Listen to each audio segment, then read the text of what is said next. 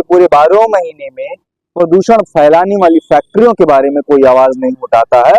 जैसा कि आजकल आप सुन रहे होंगे कि दिल्ली में प्रदूषण काफी बढ़ गया, और ये इस बार की बात नहीं है। हर साल लगभग जब ये सर्द का सीजन आता है, ठंडी का मौसम आता है, तो उस टाइम पर्यावरण प्रदूषण जो है वो दिल्ली एनसीआर वगैरह में ज्यादा बढ़ जाता है। और सबसे ज्यादा इसके कारण को मतलब प्रदूषण होने का कारण जो है वो बताया जाता है किसानों को।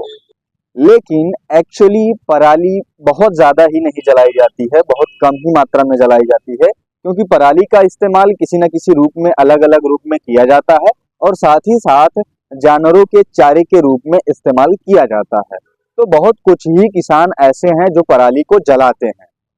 और पराली से हानिकारक गैसेस निकलती हैं, लेकिन उतनी हानिकारक गैसेस नहीं निकलती हैं जितनी की बड़ी बड़ी फैक्ट्रियों से निकलती है। लोग किसानों के ऊपर ब्लेम करते हैं, लोग पराली जलाने के ऊपर आवाज उठाते हैं, लेकिन कभी भी कोई भी इंसान जो साल भर के पूरे 12 महीने में प्रदूषण फैलाने वाली फैक्ट्रियों के बारे में कोई आवाज नहीं उठाता है, और उन फैक्ट्रियों को कभी नहीं ब्लेम किया जाता है जो दिन प्रतिदिन हमारे एयर प्रदूषण को, एयर प्रदूषण, मृदा प्रदूषण और सॉइल प्रदूषण, नॉइस प्रदूषण, हर तरह के प्रदूषण, हर तरह के पॉल्यूशन को बढ़ावा दे रही हैं, बढ़ा रही हैं, उनके बारे में कभी भी कोई बात नहीं करता है। जैसा कि अभी हम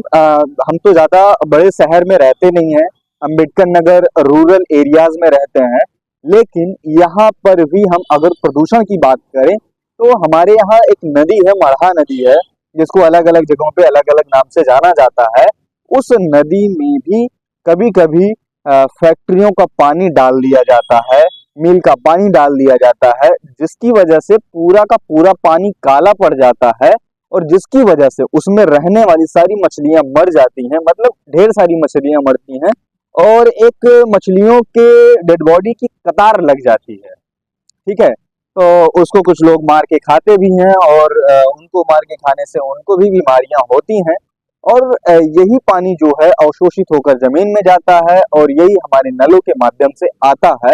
जिससे ह्यूमन में भी या फिर जानवरों में भी ढेर सारी बीमारियां कॉज होती हैं।